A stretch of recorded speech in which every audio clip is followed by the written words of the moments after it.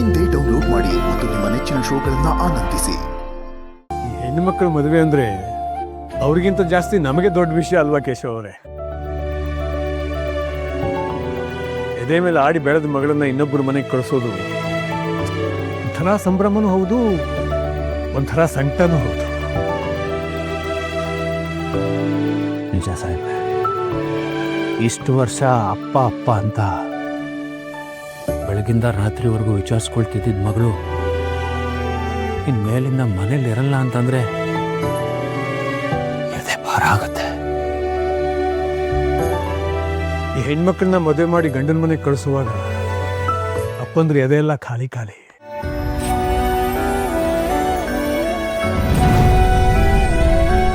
ಅದೇ ಹೆಣ್ಮಕ್ಳ ಜೀವನ ಚೆನ್ನಾಗಿದ್ದರೆ ಅದಕ್ಕಿಂತ ಖುಷಿ ಬೇರೆ ಯಾವುದು ಇರಲ್ಲ.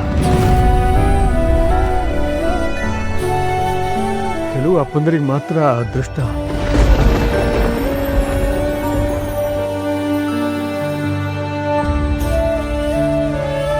ಮತ್ತೆ ಮದ್ವೆ ಕೆಲಸ ಎಲ್ಲ ಎಲ್ಲಿಗೆ ಬಂತು? ಜಾಸ್ತಿ ಕೆಲಸ ಏನು ಇಲ್ಲ ಅಮ್ಮೋರೆ, ನಾವು ಬಡವರು, ಹಾಸಿಗೆ ಇದ್ದಷ್ಟು ಕಾಲು ಚಾಚು ಅನ್ನೋ ಹಾಗೆ ಆದಷ್ಟು ಇರೋದ್ರಲ್ಲೇ ಸಿಂಪಲ್ ಆಗಿ ಮಾಡ್ತಿದ್ದೀವಿ, ಅದ್ದೂರಿಯಾಗಿ ಮಾಡ್ತಿಲ್ಲ. ತಾವೆಲ್ಲ ತಪ್ಪು ತಿಳ್ಕೊಳ್ಳದೆ ಮದುವೆಗೆ ಬರಬೇಕು. ನೋಡಮ್ಮ ನಳಿನಿ, ಎಲ್ಲಿ ಮದುವೆ ಆಯಿತು ಹೇಗಾಯಿತು ಅನ್ನೋದು ಮುಖ್ಯ ಅಲ್ಲ. ಮದುವೆ ಆದಮೇಲೆ ದಂಪತಿಗಳು ಎಷ್ಟು ಅರ್ಥಪೂರ್ಣವಾಗಿ ಜೀವನ ನಡೆಸ್ತಾ ಇದ್ದಾರೆ ಅದು ಮುಖ್ಯ. ಅಯ್ಯೋ, ಮದ್ವೆ ಹೇಗಾದ್ರೆ ಏನಂತಮ್ಮ, ದೇವರ ಆಶೀರ್ವಾದ ಮುಖ್ಯ. ಎಲ್ಲ ಒಳ್ಳೇದಾಗತ್ತೆ ಬಿಡು. ಅಮ್ಮೋರೆ, ದೇವರು ಆಶೀರ್ವಾದ ಕೊಟ್ಟೆ ಕೊಡ್ತಾನೆ, ನಮಗೆ ನಿಮ್ಮ ಆಶೀರ್ವಾದ ಮುಖ್ಯ. ನೀವು ಮದುವೆಗೆ ಬಂದ್ರೆ ಕುಚೇಲನ ಮನೆಗೆ ಕೃಷ್ಣ ಪರಮಾತ್ಮನೇ ಬಂದಂಗಿರುತ್ತೆ. ನಮ್ಮ ಲಕ್ಕಿಗೆ ಏನಾದರೂ ಕೊಡದೇ ಇರ್ತಾರಾ? ಯಾಕೆ ಹಾಗೆಲ್ಲ ಮಾತಾಡ್ತೀಯಾ? ಲಕ್ಷ್ಮಿನೂ ನಮ್ಮ ಮಗಳಿದ್ದ ಹಾಗೇನೆ. ನಾವೆಲ್ಲರೂ ಮದುವೆ ಖಂಡಿತ ಬಂದೇ ಬರ್ತೀವಿ. ಸಾಹೇಬ್ರೆ,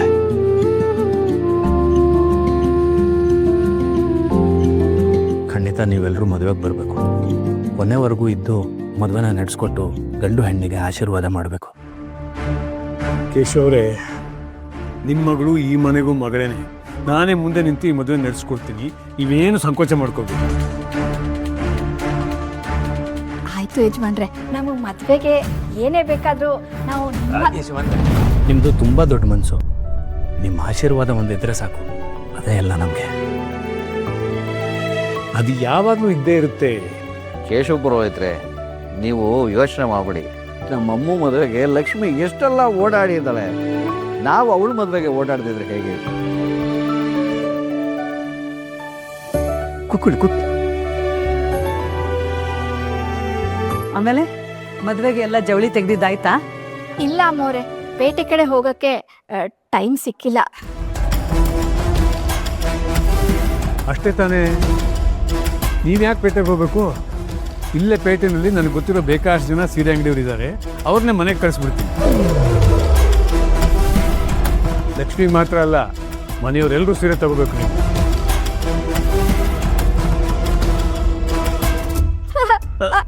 ಸಾಹೇಬ್ರೆ, ಅದೆಲ್ಲ ಏನು ಬೇಡ. ಖರ್ಚಿನ ಬಗ್ಗೆ ನೀವೇನು ಯೋಚನೆ ಮಾಡಬೇಡಿ, ನಾನಿದ್ದೀನಿ ಅಲ್ವಾ. ಬೇಡ ಸಾಹೇಬ್ರೆ, ನೀವು ಅಷ್ಟೊಂದೆಲ್ಲ ಖರ್ಚು ಮಾಡೋದು ಬೇಡ, ನಮಗೆ ಮುಜುಗರ ಆಗತ್ತೆ. ನೋಡಿ, ಈ ವಿಷಯದಲ್ಲಿ ನೀವೇನು ಮಾತಾಡೋ ಹಾಗೆ ಇಲ್ಲ. ಲಕ್ಷ್ಮಿ ಮದುವೆನಲ್ಲಿ ನಮ್ಗೆ ಇಷ್ಟ ಆದ್ರೂ ಮಾಡಕ್ ಅವಕಾಶ ಮಾಡ್ಕೊಡಿ ನೀವು. ಹಾಗಲ್ಲ ರೀ, ದೊಡ್ಡವರು ಅಷ್ಟು ಪ್ರೀತಿಯಿಂದ ಹೇಳ್ತಿದ್ದಾರೆ, ನೀವೇನು ಹೀಗಾಡ್ತೀರಾ? ಪಾಪ ಅವ್ರ ಮನ್ಸಿಗೆ ಬೇಜಾರಾಗಲ್ವಾ? ಅವ್ರು ಕೊಟ್ರೆ ಲಕ್ಷ್ಮಿಗೆ ಆಶೀರ್ವಾದ ಮಾಡ್ದಂಗಿರುತ್ತೆ. ಯಜಮಾನ್ರೆ, ನಿಮ್ಗೆ ಹೇಗೆ ಇಷ್ಟನೋ ಹಾಗೆ ಮಾಡಿ. ವಿಮಲಾ, ಚಂಚಲ, ಜವಳಿ ತಗೊಳ್ಳೋಕೆ ನೀವು ಅವ್ರ ಜೊತೆ ಹೋಗಿ. ಸರಿ ಮಾವ.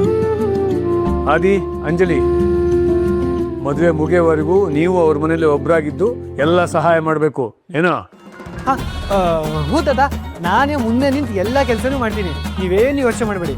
ಅಂಕಲ್, ಡೋಂಟ್ ವರಿ, ಲಕ್ಷ್ಮಿ ಮದುವೆನ ಮುಂದೆ ನಿಂತು ಧಾಮ್ ಧೂಮ್ ಅಂತ ಮಾಡೋ ಜವಾಬ್ದಾರಿ ನಂದು. ನಿಮ್ಮೆಲ್ರದ್ದು ಎಷ್ಟು ದೊಡ್ಡ ಮನಸ್ಸು. ಅಷ್ಟಿಲ್ದೆ ಹೇಳ್ತಾರ ದೊಡ್ಡ ಮನೆಯವರು ಅಂತ. ಸರಿ ಸಾಹೇಬ್ರೆ, ನಾನು ಹೊರಡ್ತೀನಿ. ಊಟ ಮಾಡ್ಕೊಂಡು ಹೋಗಿ. ಇಲ್ಲ ಸಾಹೇಬ್ರೆ, ಪತ್ರಿಕೆ ಹಂಚೋದು ಇನ್ನೂ ಇದೆ.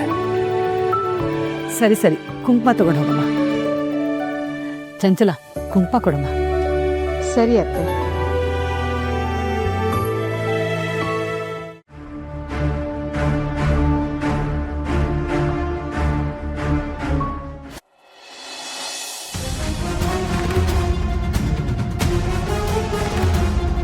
ರೀ, ಅವ್ರು ಬಂದಾಗ ನೀವೆಲ್ಲೂ ಹೊರಗಡೆ ಹೋಗ್ಬೇಡಿ, ಮನೆಯಲ್ಲೇ ಇರಿ.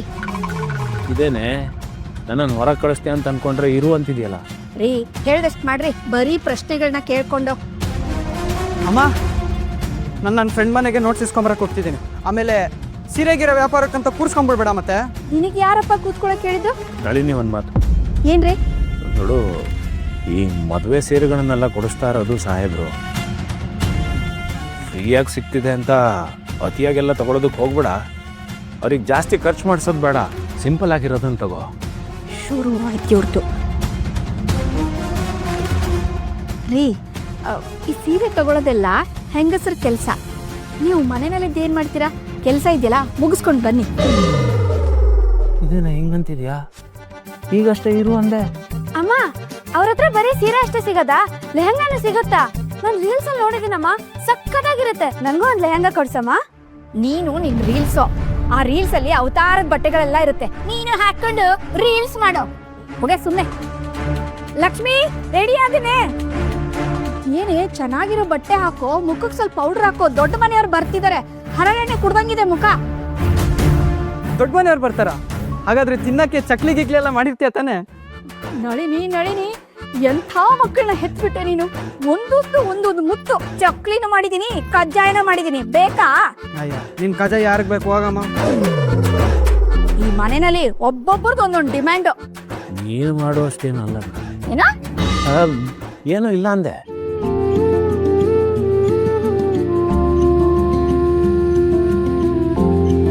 ಅವ್ರು ಭದ್ರ.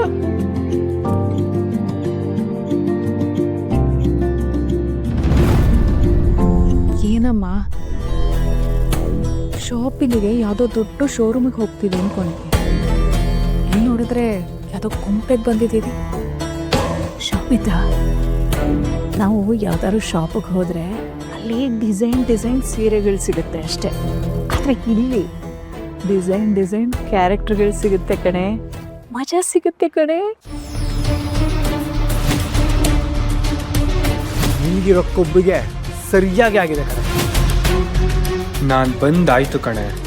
ನಾನೇ ಮುಂದೆ ನಿಂತು ನಿನ್ನ ಮದುವೆನ ಹೆಂಗೆ ಮಾಡ್ತೀನಿ ನೋಡ್ತೀನಿ.